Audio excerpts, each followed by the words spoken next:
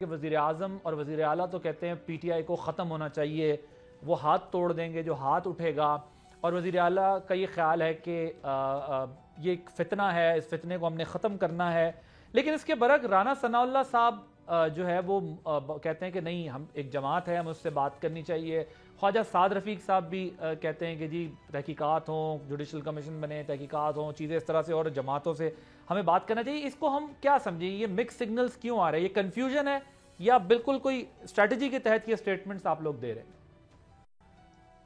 یہ نہیں، کنفیوژن نہیں ہے. دو ریالٹیز ہیں.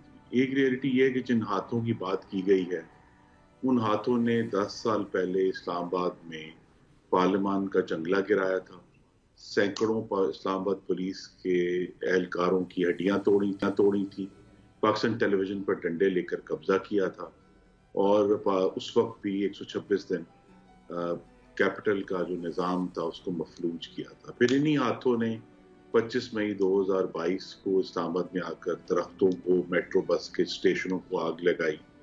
پھر وہی ہاتھ جو ہیں وہ 9 مئی 2023 کو پھر اور پھیل گئے، اور انہوں نے میاں والی میں جو ہے وہ شہیدوں کی یادگاروں کی بے حرمتی کی، آ کر لاہور میں جو ہے جناح ہاؤس کو آگ لگائی، ریڈیو پاکستان پشاور کو آگ لگائی، پشاور میں جانوروں کو آگ لگا دی 150، اور اس کے بعد دوبارہ. تو لہذا ایک ریکارڈ ہے پی ٹی آئی کا کہ اب وہ اپنے سیاسی مقاصد کے لیے تشدد استعمال کرتے ہیں. ایک ریالٹی ہے. دوسری ریالٹی یہ ہے کہ وہ ان کو پاکستان کی عوام نے 31% عوام نے 8 فروری کو ووٹ دیے، تو لہذا وہ اب پارلیمان میں اور اسمبلیوں میں موجود ہیں، ایک صوبے میں ان کی حکومت ہے. تو لہذا یہ دونوں چیزیں جو ہیں یہ ساتھ ساتھ چلنی ہیں کہ جہاں کوئی جرم ہوا ہے، تشدد ہوا ہے، کسی نے ریاست کے خلاف بندوق اٹھائی ہے، اس کے خلاف ایکشن ہوگا. لیکن چونکہ یہ پارلیمان میں موجود ہے تو ہم ان سے بات کرنا چاہیں گے اس ٹاپک پہ کہ پاکستان کے عوام کی بہتری اور فلاح کیسے ہو سکتی ہے. یہ اصل ایشو یہ ہے کہ یہ کہتے ہیں کہ ہم تو مانتے نہیں آپ کو، اور یہ ہماری تو پتہ نہیں کتنے سینکڑوں سیٹیں تھیں.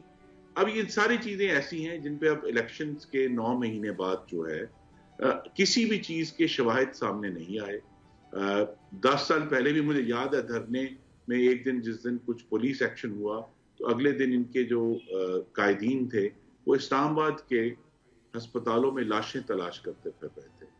آج بھی وہی ہم نے وہ سین دوبارہ ریپیٹ ہوتے ہوئے دیکھا ہے کہ یہ عجیب بات ہے کہ وہ جماعت جو ڈونٹ کی دکانوں میں کیمرے لگا سکتی ہے اس کے پاس اتنے بڑے ایکشن کی کوئی ویڈیو موجود نہیں ہے. ان کا آبسیشن ایک ہی ہے کس طرح اس ایک واقعے کو استعمال کر کے ریاست اور حکومت کے اوپر حملہ آور ہوا ہے. سبسکرائب کریں اور بیل دبائیں تاکہ کوئی خبر رہ نہ جائے.